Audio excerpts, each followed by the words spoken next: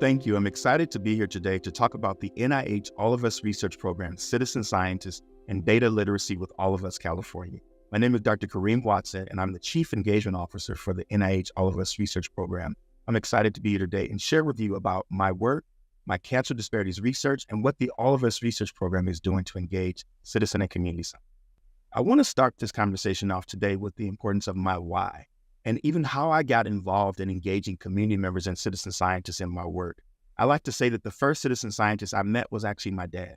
My dad actually became a citizen scientist after he was navigating, trying to better understand what his wife, my mother, was dealing with at the time when she was diagnosed with breast cancer. We're from a small rural town, and my parents are from the South, and they really didn't have a whole lot of access to care.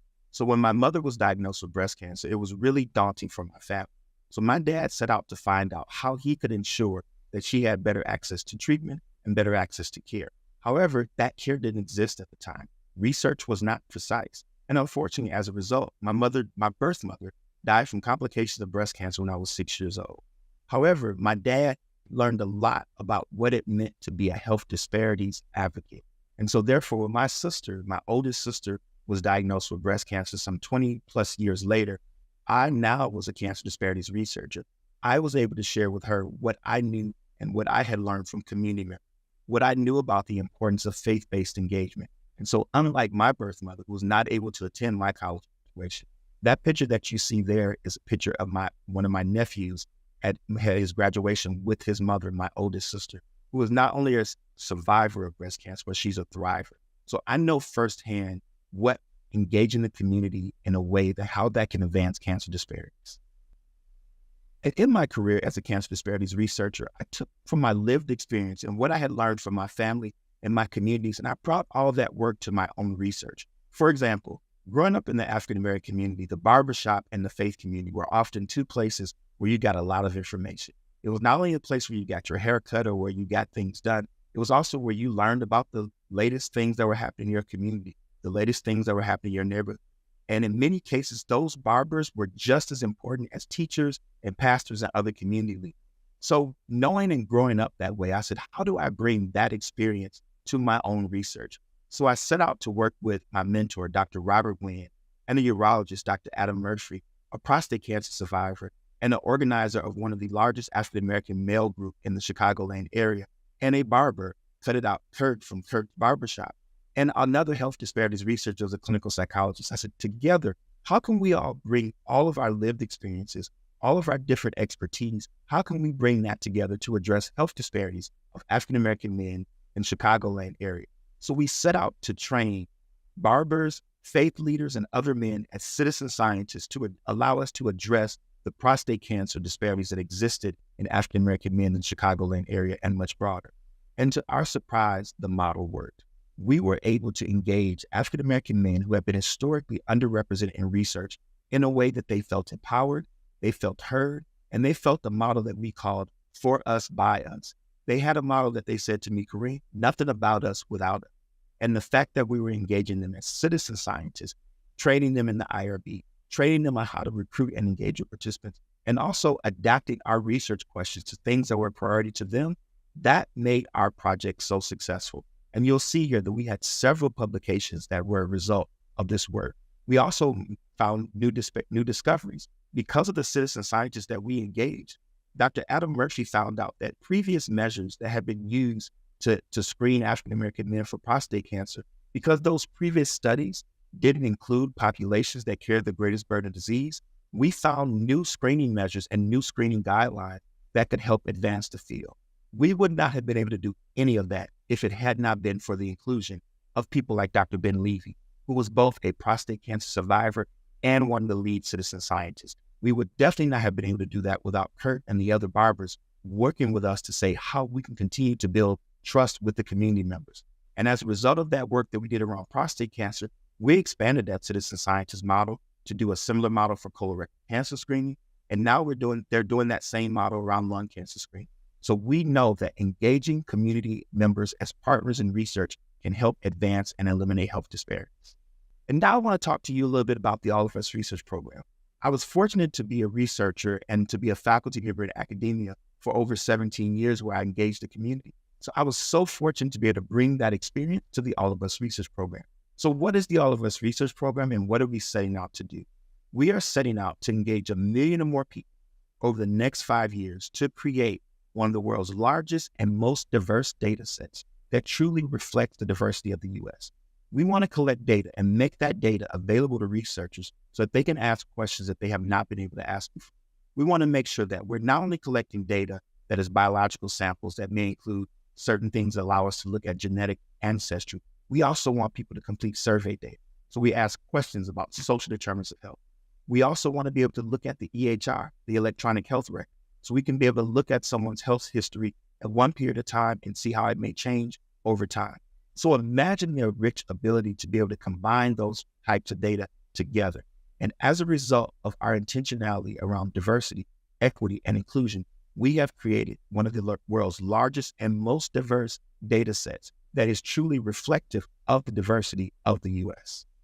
And we've done that through partnership with community. This is an example of an ecological model that we've adapted. One of the things we said is that when you think about engaging communities, you must have community partnerships. So we use engagement to think about outreach and awareness, education and access, enrollment and retention, participants as partners, and even knowledge mobilization.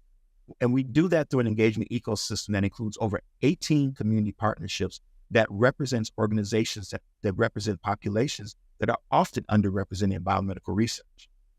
And this is just some examples of how our community partners, such as the National Alliance for Hispanic Health, who use promotores and navigator staff, they've contacted and enrolled over 415 community members. And even our work with our mobile engagement asset, through that work, the National Alliance have been able to reach more than 15,000 community members through collaboration with 20 partners in a network they've developed. And even partnering with the American Association of Health and Disability, we think about issues of access and accessibility, making sure that our engagement is inclusive of populations even living with disability.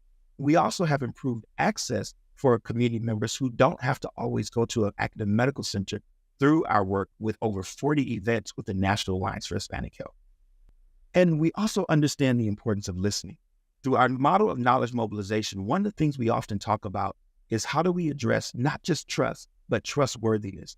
Many of us know that a lot of the reasons that some populations don't participate in research, particularly populations that may identify as a self-identified racial, ethnic, minoritized population, is because of a lot of the historical misgivings that have happened.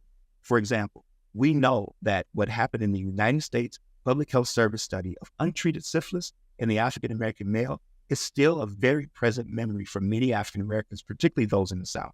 So it was important for us through community listening to have a conversation with over 300 community members in the South about the importance of trustworthiness and engaging in precision medicine research. We also understood to have this conversation in California, where we met with the Barrio Logan Community Center, have a community convening with the Chicano, Hispanic, and Latino community to talk about the importance of topics that were important to them, like environmental health. Without effective listening, we are not able to ensure that research will be responsive to the priorities of community members. And some concrete examples of how citizen scientists, community scientists model are showing up in our program is through our partners with the National Library of Medicine, through the network of the National Library of Medicine, where they have developed in-person digital citizen scientist activities in English and in Spanish. They've collaborated with Arizona State University School and talking about important engagement opportunities. We also have our partners at the Asian Health Coalition that launched a community citizen scientist project in March of 2022 that is still going on, where they're engaging community members from the Asian American, Native Hawaiian, and Pacific Island communities that are identifying research priorities that are important to them. And that is truly the heart of community and citizen scientist participation, is making sure that the research that we are doing and conducting and prioritizing is research that the community has said is important to them. And we're thinking about additional opportunities and expanding opportunities. In our program, we have ancillary studies. These are ways that we can think about how to use our data set to ask additional questions. And we have a program where participants are actually advising on how we develop ancillary studies. We also have ancillary studies like a nutrition for precision health. One of our own community members from the California area, Hugo Campos, is a participant ambassador and a champion for the Nutrition for Precision Health program. We even have a program called Ignite that actually uses data sandboxes where the community members can come in and learn about the data, view the data, and then inform researchers on what questions they want to see. and connecting researchers. We're getting ready to gear up for our third researcher convention. And at that research convention, one of the topics we'll have is pairing a researcher with a participant and talking about why that research that the researcher is doing is important to one of our participant ambassadors who's a former veteran and someone who has lived with mental health challenges, and saying the importance of why his voice needs to be heard in advancing precision medicine research.